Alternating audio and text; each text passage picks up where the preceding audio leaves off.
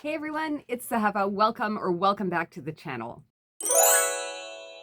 So in today's video, I'm just going to be showing you some books that I've collected that, didn't really deserve to do like a book haul video because I would have picked them up 2 or maybe 3 at a time, maybe 1 at a time at various thrift stores or other bookish events. And I wanted to show you guys what they are. Because there's like a whole bunch of books you haven't seen. And since, as you know, I have no readers in my entourage, you guys are my besties. If I want to gush about books, I got to do that here with you. So without further ado, let me show you what I've picked up recently. It's really in no particular order. So first we'll start with a couple of books that I picked up at Indigo. And for those of you who are not in Canada, that would be like our equivalent of Barnes & Noble in the States. So I had a gift card from Eric for Valentine's Day that had a little bit of a balance left on it. And I picked up 2 books off of the bargain shelf at Indigo. The first one is The House at Witch Hill. And the second one is The Sky on Fire. And these are both fantasy books, but I don't really know anything about them. I know that Jennifer Lyons has a big series out. I think there's like 4 books, one of which has an octopus on the cover. You guys will probably know what I'm talking about, but I have never read any of her work before. And this book I'm going into completely blind, but I did buy it because of the dragon on the cover. Usually it doesn't take more than that to sell me. And of course, it was only $8. So I felt like it was a great deal for a brand new book. I don't, like I said, know anything about this. So if you guys have any information about these books or which ones I should be prioritizing, definitely let me know in the comments. The second book that I picked up, The House at Watch Hill, again, I'm going into this one completely blind. I think I would have bought it just for the cover or maybe looked up on Goodreads what people were saying about it. And if it had over a 3.8 or a 3.9, at that point, I probably would have picked it up. So I don't know if it's quite magical realism, but it says, Zoe Gray is reeling from the sudden death of her mother when she receives a surprising call from an attorney in Divinity, Louisiana, with the news that a distant relative has left her an inheritance, the terms of which the lawyer will only discuss in person. Destitute and alone with nothing left to lose, Zoe heads to Divinity and discovers she's the sole beneficiary of a huge fortune and a monstrosity of a house that sits ominously at the peak of Watch Hill. But she must live in it alone for 3 years before the house or the money is hers. Met with this irresistible opportunity to finally build a future for herself, Zoe puts aside her misgivings about the foreboding Gothic mansion and the strange circumstances surrounding the inheritance and moves in, quickly encountering a red-eyed Stygian? I don't know if I'm pronouncing that correctly, owl, and an impossibly sexy Scottish groundskeeper. Zoe's new home is full of countless secrets and mystifying riddles, with doors that go nowhere, others that are impossible to open, and a turret into which there's no visible means of ingress, and the townspeople are odd. What Zoe doesn't yet know is that her own roots lie in this very house, and that in order to discover her true identity and awaken her dormant powers, she will have to face off against sinister forces she doesn't quite comprehend, or risk being consumed by them. So yeah, this definitely sounds like it could be a really good read. I don't know if it's a romantasy or not, because as you guys know, if you've been here before, I do struggle with romantasy quite a bit, but I kind of like where this is going. I like the little blurb on the inside flap, and I hope that the author will stick to the plot points, because if the author does that really well, this has potential to be a book that I might come back to at some point in the future. But this is, I'm saying this very lightly based on the fact that I've just read the inside cover of this, and I just, I'm hoping it's going to be good, So again, this one also cost me $8. I also picked up a copy of The Husband's Secret by Liane Moriarty, and honestly, you guys, I cannot even remember where I picked this up. I don't remember what I paid for it. There doesn't seem to be a price marking on it. I have no idea where I picked it up, so, but I know that I've read Liane Moriarty before. I read Here One Moment. I really liked it. Since then, I've picked up Apples Never Fall, and I think another one, there's another one that I have as well whose title is just not coming to mind right now, but since I did like her work and, it was a name that I recognize, I picked this one up just to sort of give it a try and see if her other stories will work for me as well as Here One Moment did. So this one says, for those of you who don't know, imagine your husband wrote you a letter to be opened after his death. Imagine, too, that the letter contains his deepest, darkest secret, something with the potential to destroy not only the life you've built together, but the lives of others as well. And then imagine that you stumble across that letter while your husband is still very much alive. Celia Fitzpatrick has achieved it all. She's an incredibly successful businesswoman, a pillar of her small community, a devoted wife and mother. Her life is orderly and spotless as her home, but that letter is about to change everything, and not just for her. There are other women who barely know Celia or each other, but they too are about about to feel the earth-shattering repercussions of her husband's secret. I wonder if her husband has like secret families or like other wives, because that's what it's kind of leaning towards when I read the back. But if you guys already know what happens, don't spoil it for me in the comments because I want to read it myself, but that's where I kind of think that it's going. So anyway, yeah, like I said, I really have no memory of where I was when I picked this book up, and I know for sure it wasn't a free little library because I don't have a lot of those in the Montreal area. So but I have this here and it's on the physical TBR, but certainly not a priority read at this time. Next, I went to a little fundraiser, and you know that if there is a fundraiser book sale, I am definitely going to go and find something to buy there, even if it's only that I spend $2, which is exactly what happened when I went to this particular fundraiser, which was going to be going towards an animal shelter for not cats and dogs, just dogs this time, but that's fine. Still a very, very worthy cause.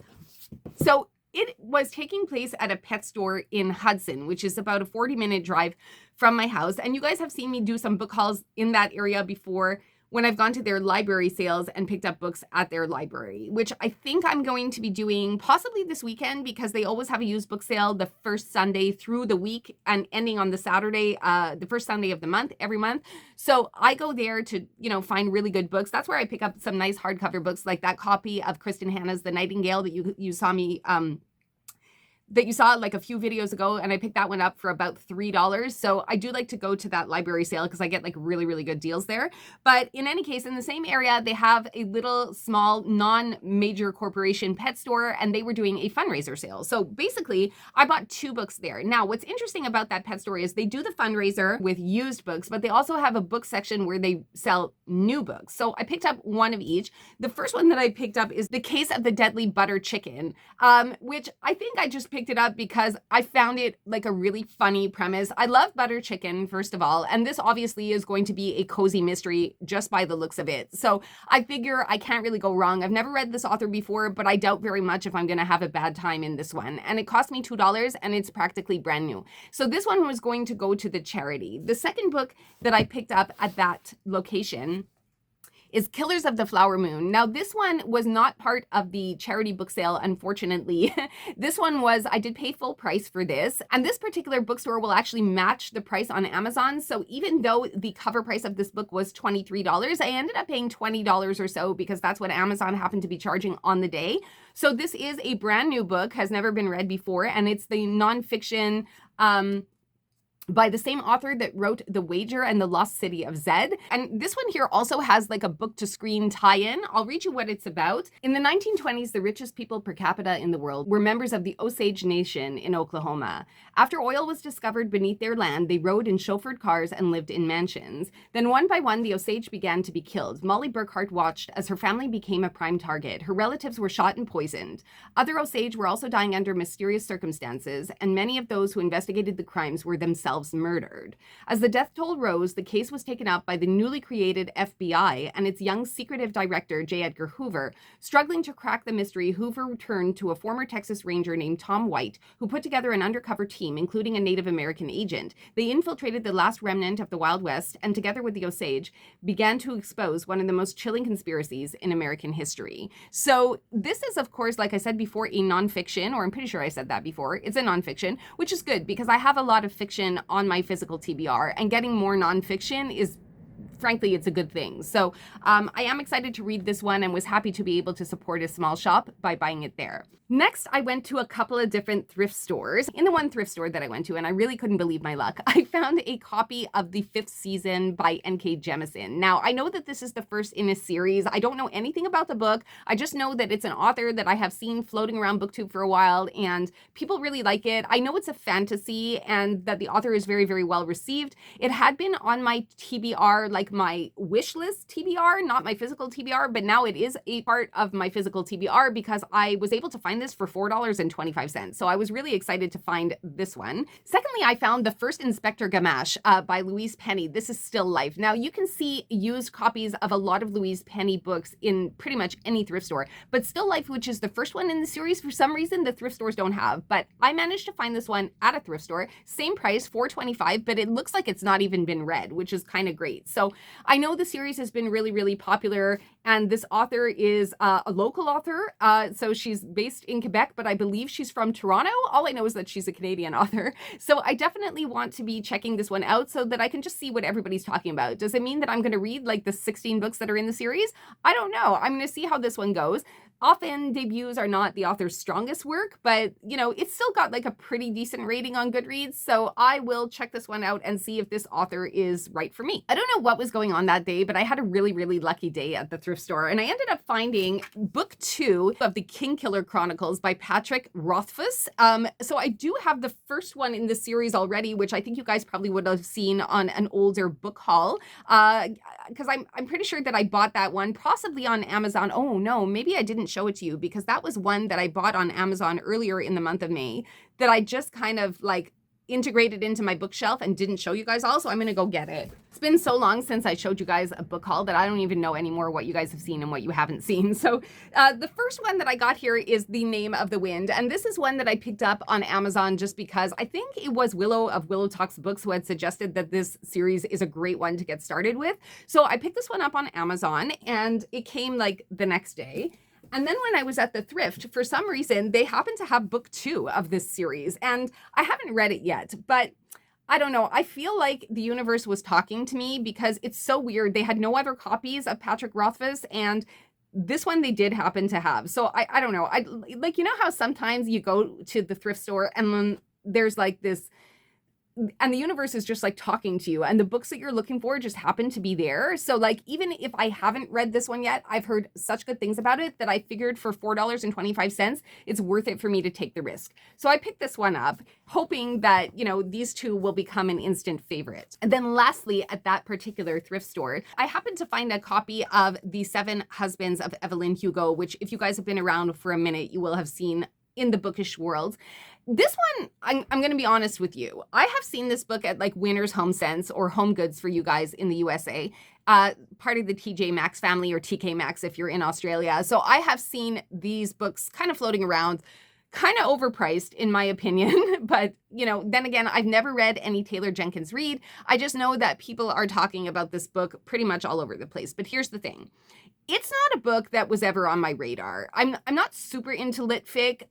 So I figured for $4.25, I was okay with paying that to pick up a copy of this book. It's not a book that I would have taken out from the library. You could say to me, Zahava, you would take it out of the library. It would be free. You wouldn't be spending any money on it, but I would never do that. Like, I would never be interested enough in this book to want to take it out of the library, to stress myself to try and read it over a 3-week period. Whereas with this, it could kind of like sit on my bookshelf. And then if ever I decide that I want to read it just so I can know what everybody else is talking about, then I can casually kind of go and pick it up. So there's no pressure. There's no feeling of like having it be a chore on me. Like sometimes when I go to the library, if I don't have time to read a book, it ends up being a chore.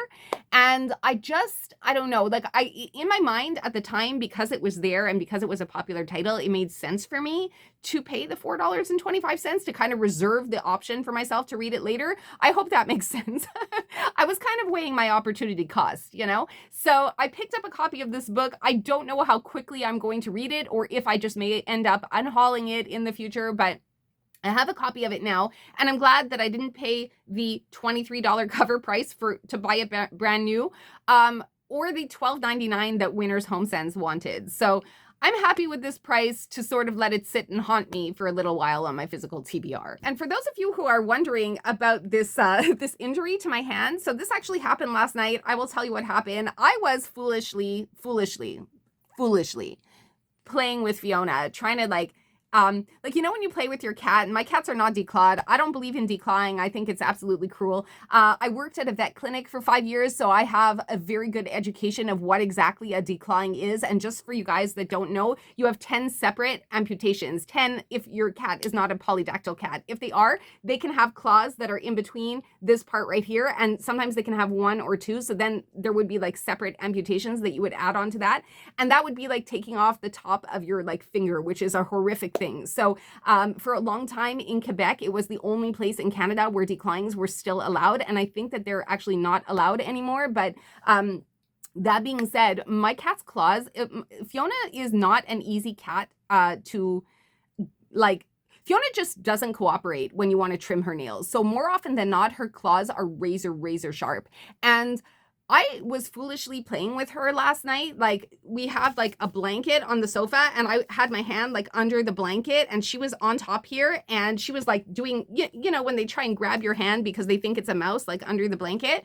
So like an idiot, I'm deciding I'm going to play with her, and she's such a freaking good hunter, you guys. So she actually hooked, she hooked the pad of my finger like a fish hook, like underneath like that. And I, of course, like tried to pull my hand back. So basically I have a 3/4 inch, about a centimeter and a bit, about 10 millimeters, 3/4 inches, of a, I've got a big cut on my finger right now, and it was so freaking painful. I imagine that that's what a fish feels when you hook it. If you're like a fisherman, her claw went directly into the pad of my finger and then kind of down in that direction. So it was quite painful. So I'm healing from that injury right now, but it was my fault.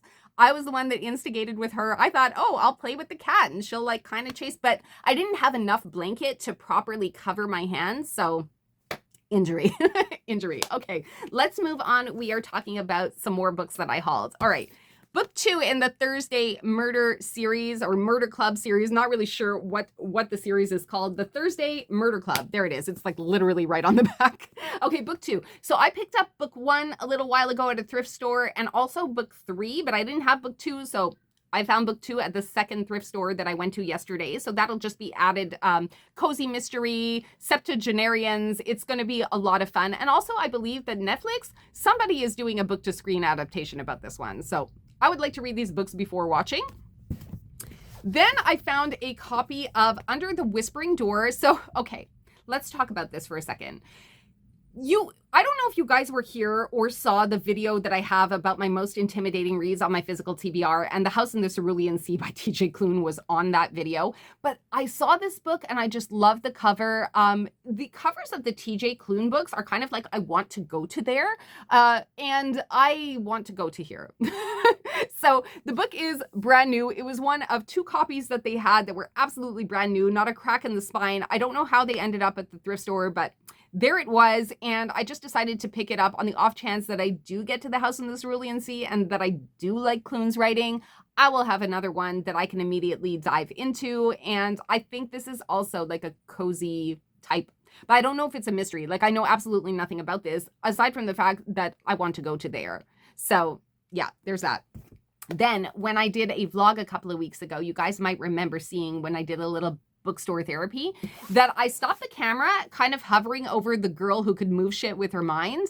And I guess, again, the universe was on my side. It was just talking to me, because I went into the thrift store, and this book that I had hovered over for a couple of seconds during the end of that bookstore part of the vlog, it was like hovering over this book, and this book appeared at the thrift store. So again, instead of paying $20.99, which is the cover, and for our US friends, $15.99 US, I ended up paying $4.25 Canadian. So we're looking at about $3 US, about that, maybe a bit less, about $2.80 or so.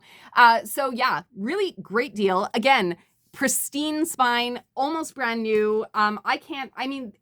The book looks like it's been read, but it's in like new condition. So I'm very, very happy with that. And this one here, for those of you that don't know, it's a sci-fi. So I'm happy, because sci-fi can be kind of a tricky genre, and we're going to maybe have to have a video discussion, just like a cup of coffee discussion, about sci-fi as a genre as a whole, because I'm not sure if sci-fi is for me, you know, so we'll get into that probably at a later time, but there's a part of me that really wants to like sci-fi, right? And I think this is something that I could probably get behind. So I'm going to try it out. If you guys have read it and you know anything about it and you think that it's going to fit my reading taste, please let me know in the comments below.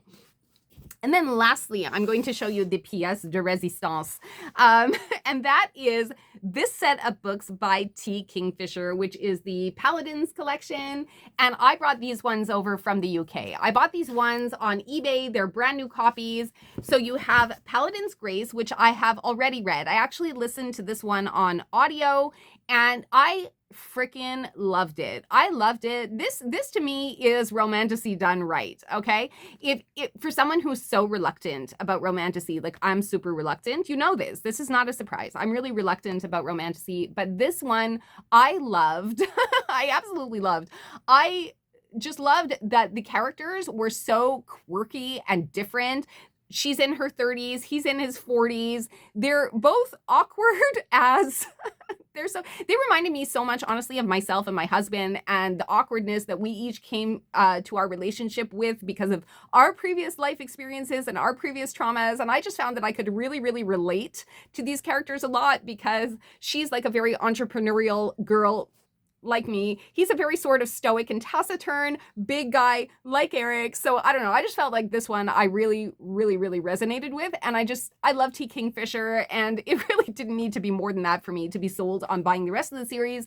Because even though I had already read it before buying the series, as in like I had listened to it on audio, I did want to definitely have a physical copy for my bookshelves for keeps, you know, to keep forever. Plus, the colors of this are just fantastic. Like, I just love the covers, and I did not want to get that super generic, like, North American cover. I wanted the UK covers because they're freaking stunning. I don't know what order the other books are supposed to be read in, so I'll just show them to you, and I'm sorry if that's triggering because they're out of order, but I'll show you what they are. So this is Paladin's Faith, and again, I don't know anything about these characters or this title because I've only read Paladin's Grace, which is the first one, but I am excited to get to reading these ones as well. So Paladin's Faith is the one for you to see the colors.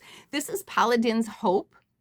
Or the covers, I should say, not the colors. I don't know. I can't talk anymore. It's really early. And then the last one is Paladin's Strength, which I think is really fun. So yeah, that's going to be it for today's video, you guys. I just wanted to show you some recent acquisitions that I've had. Probably more books will be coming because it's a sickness, it's a weakness, it's a blessing and a curse type of thing. As Monk would say, it's a blessing and a curse.